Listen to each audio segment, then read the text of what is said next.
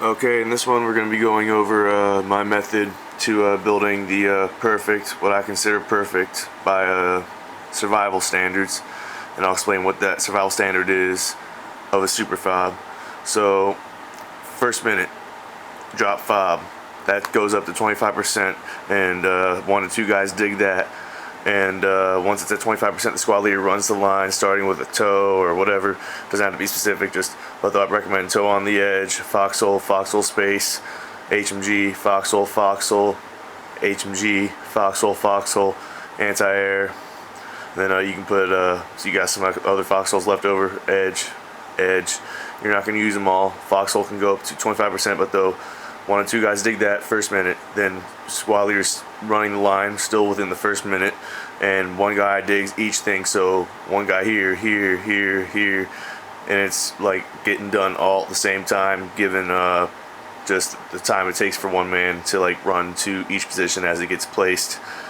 Like it can start getting dug immediately each position, and that's how you can get a FOB, super FOB done within 3 minutes. So like again, first minute you drop crate 50 meters away from FOB, so that way FOB has distance. So if a mortar comes in, crate might survive if it targets the FOB. If any mortar targets the FOB, then it might not hit the crate. Same thing with the logi. So I put the crate down, then I'll put the logi back here with its repair station. R is repair station, M is mortars up here. So 100 meters, 200 meter. So 200 meters is the build radius for a super FOB. So I know I'm repeating myself, but drop crate, park logi, drop FOB. So that's 3 different locations that the mortar would have to target, and so not everything's gonna die. So it's the same concept. So that's why you put mortars back here further away from the FOB, so that way if the mortars are found and they are counter mortared first to be hit, and they do get taken down, well, you can just displace the mortars and move them over here or move them over here, any which way. You just don't put your mortars close to the FOB, because you don't want the FOB getting targeted by enemy mortars. So that's why it's all spaced out like this. And this can even help with, so that's 200 meters this way, and then that's 200 meters this way. So that's a 400 meter radial, like circular perimeter. So typically I can make a FOB easily in a straight line from 300 meters across the whole thing. Like if you do it from left to right, the FOB directly, and put your FOB right in the middle, you can easily make it 400 meters. It's just find the edge where you can't build, and then you place it on the edge where you can build, and then you work it from there. That would take a little bit longer without familiarity, unless you, like you say, you place on a grid line specific, and then you can just use the 2 keypads to measure real easily, like, you know, left and right.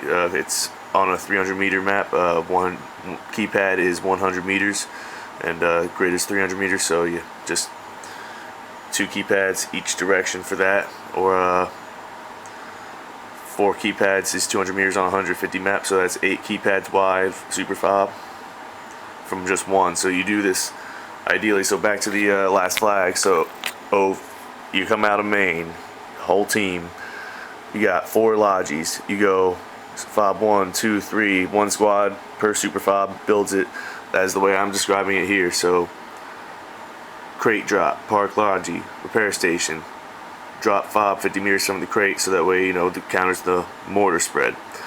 Then the choppers will fill in, or immediately once you drop the logi, somebody will take that to go. Somebody in the infantry squad will take that to go resupply, like say a medic will, because the enemy's not going to come right away. You have time for the medic to go back and do a logi run, so you can have that happen. And then you get the FOB place 25% first minute. You run the line as a squad leader, placing that, and you can have the whole line placed 400 meters wide within the first 2 minutes of the FOB being in place. 1 man digs each thing. Nobody helps each other. Instead of running to help the next person, you just get ammo from a crate and run it to toe, HMG, anti-air, and then mortars. So if it was 1 squad manning all these assets, that would be 4 guys. Actually, I would recommend 2 guys manning the toe, which is ammo runner and a shooter, and then HMG, anti-air. That's 5 guys right there. Then mortar and mortar, like, that's still not enough to even have a ammo runner for each mortar. I mean, it's just you're really stretched thin, and like the foxholes will just provide visual distraction and cover if you need it where there was none.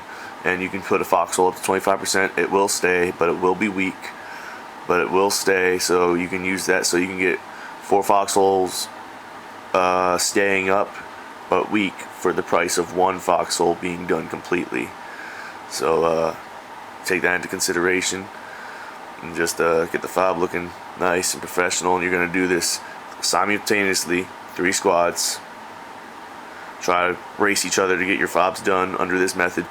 Crate, park logi with repairs, drop fob 50 meters from the crate, maximum distance provided to counter those mortars. Run the line. Once that's at 25%, like once they start digging that, you run to the line position, say 100 meters out, or even 200 meters out to the edge. And if you do it out all the way to the edge of the super fob, like, your position's going to be looking a little circular, which is fine. It's perfect, which makes it less linear, and it's like circling the perimeter of the build radius to its maximum 400 meters east and west, or north and south, whatever direction the fob is facing. Here on this Kashan, oh, it's that back pain. Here on this Kashan map, that would be north to south super fobs, creating a safety corridor from DoD for the assets to join up as they spawn in and provide support, security, extra firepower to send it into enemy territory. And I'll be using this whiteboard in the next video to go over basic tank maneuvers, like just some simple things that will keep the tanks moving and not static, timing things, and also say, like, I'm just gonna give you an example real quick. Say you have a alpha waypoint out here, and you are dominating. Say you send your tanks in a formation up to here, and they just stop, and then you have them reverse. Why? Because it's going to get the enemy to react in some way. You want to bait the enemy. The tanks are going to be in danger, but though they're instantly reversing. They go to alpha waypoint formation in a line, like, and they reverse while being covered by toes and each other, the Bradleys, just random things like that. Interesting things to do, just to experiment with. Send them out to like alpha waypoint, west side of the flag, closer to the enemy. You'll see through the view distance more, and then you're going to instantly reverse. And while you're reversing, it's stable for the gunners. Like, it rocks back and forth once you start going forward a little bit, or it starts rocking backwards when you start going backwards instantly, but then that stabilizes when you are going in a steady reverse, all armor. It's just a good maneuver practice and stuff like that. You can use the map to learn how to reverse too, like say if you were on a road or something like that. But just good practice for lots of different skills here, including maximizing the build distance to counter more. So that's how you do that.